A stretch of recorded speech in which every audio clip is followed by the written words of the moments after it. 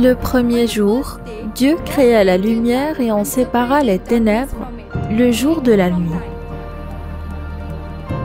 Le deuxième jour, Dieu créa le ciel. Le troisième jour, Dieu rassembla toutes les eaux dans un seul lieu et l'appela mer. Et la terre sèche qui apparut, Dieu l'appela terre. Et sur la terre, Dieu fit pousser toutes sortes de végétation. Le quatrième jour, Dieu créa le soleil, la lune et les étoiles pour commander le jour et la nuit, pour marquer les jours, les saisons et les années.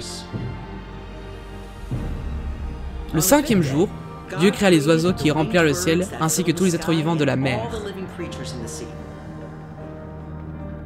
Le sixième jour, Dieu fit sortir sur la terre toutes sortes d'animaux, apprivoisés ou sauvages. Puis Dieu dit, « Faisons l'homme à notre image, hommes et femmes, et donnons-leur la domination sur tout ce qui a été créé. » Dieu dit que c'était bon, très bon.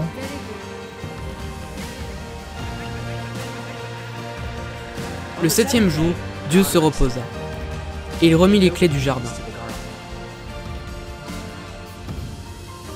Et les êtres humains prirent exemple sur leur Créateur et commencèrent à créer eux aussi, et innover, découvrir, concevoir, inventer, produire et inventer encore.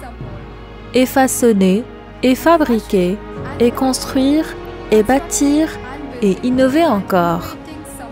Et avancer et moderniser, manipuler, interfacer, programmer, et produire encore. Et c'était bon. Et nous avons construit et construit. Nous avons construit des habitations pour nous protéger des animaux, des vents et des tempêtes, du froid et de la chaleur. Nous avons construit des huttes et des maisons, des appartements et des manoirs, des châteaux et des palais. Nous avons construit des lieux pour adorer Dieu, reconnaître le divin, faire l'expérience de la transcendance. Lieux de réunion, églises, cathédrales, synagogues, temples, mosquées, sanctuaires. Certains ont construit des gratte-ciel et des monuments pour les autres, d'autres les ont construits pour eux-mêmes. Nous avons construit des villages, des villes, des cités et des nations. Nous avons construit des communautés fermées et des murs frontaliers. Nous avons construit des stades pour applaudir, des hôpitaux pour guérir, des bureaux pour travailler, des usines pour produire, des écoles pour apprendre, des magasins pour faire des achats, des palais de justice pour décider, des palais d'État pour gouverner. Nous avons découvert des remèdes aux maladies, inventé des meilleures méthodes d'agriculture, des moyens de voyager plus vite et plus loin. Nous avons conçu des moyens de communication plus rapides et plus répandus. C'était bien. En fait, une partie était bonne. Certaines d'entre elles, pas si bonnes que ça. Nous avons appris à transformer la nature en source de puissance.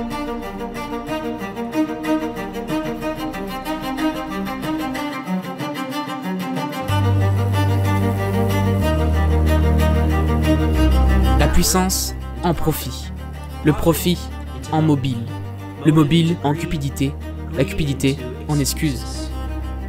Des excuses pour créer plus de choses, pour fabriquer la demande pour plus, pour convaincre les autres qu'ils ont besoin de choses dont ils n'ont pas besoin. Une plus grande maison, une voiture plus rapide, plus de bijoux, des vêtements bon marché, des vêtements chers, de nouveaux vêtements, les derniers appareils électroniques, le téléphone le plus intelligent. Des trucs pour le confort, des trucs pour la situation, des trucs pour se sentir mieux, pour se sentir important, des trucs à collectionner, Nous à avons amasser. inventé des armes et construit des armées pour protéger nos biens, des armes pour protéger la production de nos biens, des armes pour prendre les biens des autres. Nous avons besoin de nouveautés, toujours de nouveautés. Nous jetons l'ancien, nous créons des déchets plastiques, électroniques, textiles, métalliques, biomédicaux et tout simplement des ordures. Nous jetons des gens en cours de route, des gens qui se mettent à travers notre accaparement des terres, du carburant et des ressources. Des personnes que nous pensons être une menace pour notre profit. Nous exploitons les autres qui, selon nous, augmenteront notre profit. Nous fermons les yeux sur ceux qui sont blessés par notre recherche du profit. Des choses à avoir, sans une pensée pour ceux qui n'en ont pas, sans une pensée pour la terre. Nous avons oublié que nous sommes de la nature, pas au-dessus Nous d'elle. avons oublié que nous faisons partie de l'écosystème et que nous n'en sommes pas séparés, et que nous ne pouvons pas prospérer ou survivre en dehors d'elle. Nous nous plaçons au centre, comme si la nature entière était à notre disposition. Comme si la nature n'était pas un bien en soi. Comme si la nature tirait sa valeur de nous, de nos besoins et de nos envies. Comme si le guépard avait besoin qu'on lui dise qu'il est rapide. Ou le dauphin a besoin qu'on dise qu'il saute et plonge avec grâce. Comme si l'aigle avait besoin qu'on lui fasse remarquer qu'il vole, ou que la fleur sent si bon. Comme si la rivière avait besoin qu'on lui dise qu'elle coule. L'Amazone n'a pas besoin qu'on lui dise que son humidité alimente les montagnes de la Sierra Nevada et fournit de l'eau aux vallées fertiles de Californie. La nature fait la nature sans notre aide. Mais nous pouvons nous mettre en travers du chemin. Et nous l'avons fait. Donc, nous y voilà. Pourtant, la nature ne se laisse pas faire. Elle envoie des avertissements. Elle se défend. La tempête du siècle se produit chaque année. Nous avons 3 relations qui donnent à nos vies leur sens le plus profond. Avec Dieu, Avec les autres. avec la terre. Quand on poursuit les biens de la terre sans se soucier des gens qu'on blesse, du mal que nous infligeons à la terre elle-même, nous avons tourné le dos au Dieu qui nous a créés et qui nous a donné la vie, l'amour et la communion avec Dieu, avec chacun d'entre nous et avec la terre. Quels sont les signes de ces 3 relations brisées? Nous oublions que nous sommes issus de la nature. Nous croyons que nous sommes au-dessus ou au-delà d'elle. Nous pensons que la terre nous appartient. Nous pensons que les autres ne sont pas de simples instruments dans notre course au profit. Nous pensons que notre droit au profit est plus grand que les exigences du bien commun. Nous pensons que les ressources naturelles sont illimitées et que plus nous en avons, plus nous avons de pouvoir. Nous essayons d'avoir le contrôle sur tous les objets qui répondent à nos besoins immédiats.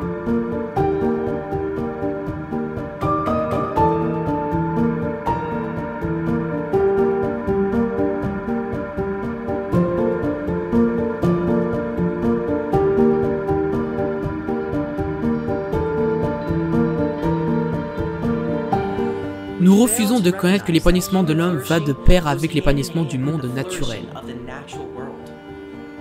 Nous refusons de sentir notre lieu avec la terre, notre maison commune et avec les autres, et donc à Dieu. Mais en cours de route, il y a celles et ceux qui n'ont pas oublié ces 3 relations. Il y avait et il y a celles et ceux qui ont une vision différente.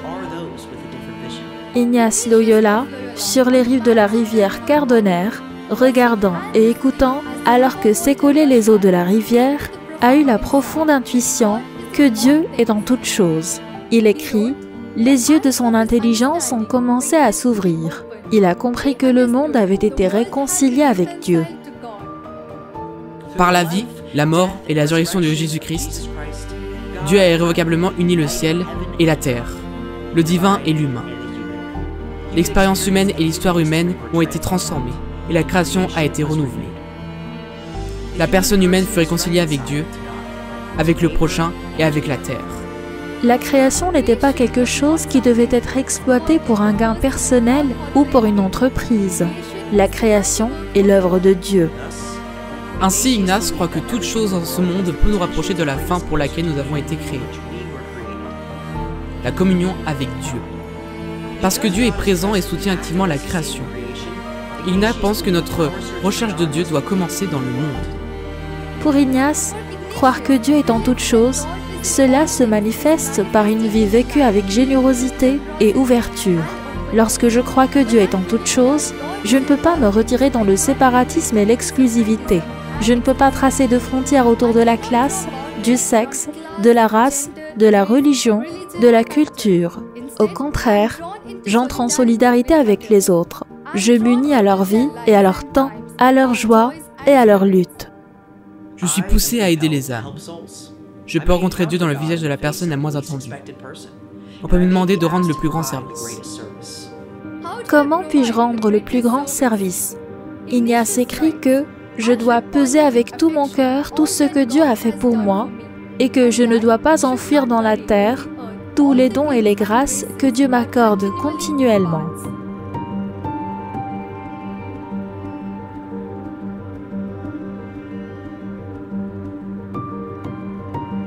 Au fil des siècles, des personnes inspirées par Ignace ont mis, et mettent encore, leurs dons au service de leur curiosité et de leur quête de la science.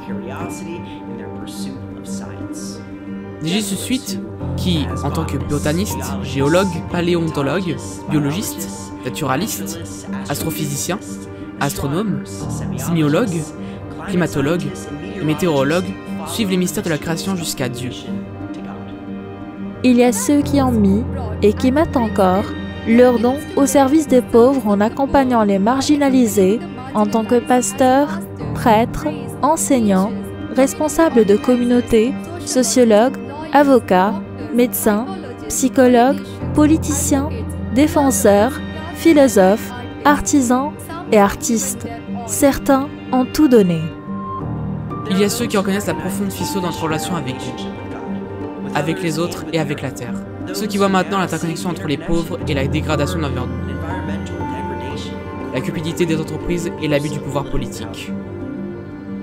Ceux qui cherchent à guérir notre relation avec Dieu, avec les autres et avec la terre, en disant la vérité au pouvoir, en se tenant aux côtés des personnes déplacées et rejetées, en plaidant sans relâche pour leur droit à la terre et à l'eau nécessaire à leur subsistance et à leur épanouissement. Stanislas Lourdes Swami, ou Père Stan Swami, était un de ces hommes. Il a pris à cœur le conseil d'Ignace de faire une chose nécessaire. Pour le Père Swami, un jésuite indien, la seule chose nécessaire, c'était de s'attaquer à la racine de l'oppression des Adivasis, un peuple tribal du Jharkhand. Pendant plus d'un demi-siècle, le Père Swami a défendu la cause des Adivasis et d'autres groupes marginalisés, notamment des Dalits, les plus bas dans la hiérarchie des castes de l'Hindouisme, en s'opposant aux grandes compagnies minières et aux fonctionnaires qui les soutiennent. Il a créé un centre dédié à l'action sociale, notamment à la protection des droits légaux des Adivasis sur leurs terres et l'eau. On a dit de lui qu'il était un champion des pauvres et des sans-voix, qu'il croyait que le règne de Dieu était présent dans le monde d'aujourd'hui et qu'on le trouvait avec le plus de profondeur dans les actes simples d'amour inconditionnel et inébranlable accomplis dans les communautés les plus méprisées. Son attachement à Dieu, son amour des autres et son respect de la terre, son combat pour les droits des peuples indigènes à protéger leurs coutumes et traditions si riches et d'avoir accès à leurs terres et à l'eau comme moyen de subsistance l'ont mis en conflit avec le pouvoir politique. Une confrontation à laquelle il ne survivrait pas. Souvenons-nous du Père Stan Swami avec gratitude. Et tous ceux qui travaillent encore pour guérir notre relation avec Dieu, avec les autres et avec la terre. Ceux qui recherchent des modes de vie alternatifs qui respectent la création. Ceux qui trouvent des moyens de produire des biens qui soutiennent la terre et ne l'épuisent pas. Ceux qui s'efforcent de distribuer équitablement les biens produits afin que tous les humains puissent s'épanouir comme Dieu l'a voulu.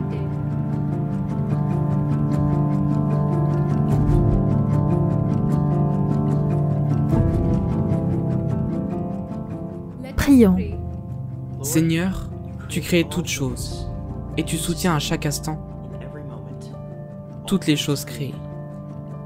Approfondis notre foi que toute la création a le potentiel de nous rapprocher de toi. Parce que le Christ y réside en son centre comme l'alpha et l'oméga, nous réconciliant irrévocablement avec toi. Seigneur, tu nous crées chaque jour par un amour qui réside au plus profond de notre être et au cœur de ta création. Mon être même dépend de cet amour, tire sa vie de cet amour et est attiré dans cet amour. Augmente l'accueil de notre propre condition de créature et aide-nous à peser avec tout notre cœur tout ce que tu as fait pour nous et tout ce que tu nous as donné.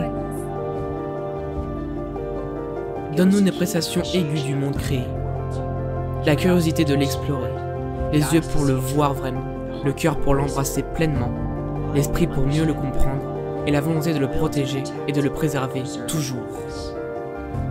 Approfondis notre gratitude pour l'immensité de l'univers, la plus petite particule de matière, la constance de la nature, la complexité complexe des êtres vivants et la conscience de la personne humaine. Élargis notre compréhension de notre dépendance à l'égard de la substance et de la subsistance des écosystèmes terrestres, d'eau douce et marins dont nous faisons partie. Guéris notre éloignement délibéré et ignorant du monde naturel qui a causé sa dégradation. Seigneur, aide-nous à nous considérer comme des voyageurs dans le monde et non comme des propriétaires du monde. Renforce notre volonté d'apprécier et d'engager notre solidarité mondiale, cette splendide communion universelle, alors que nous nous efforçons de prendre soin de notre maison commune. Pour cela, nous prions.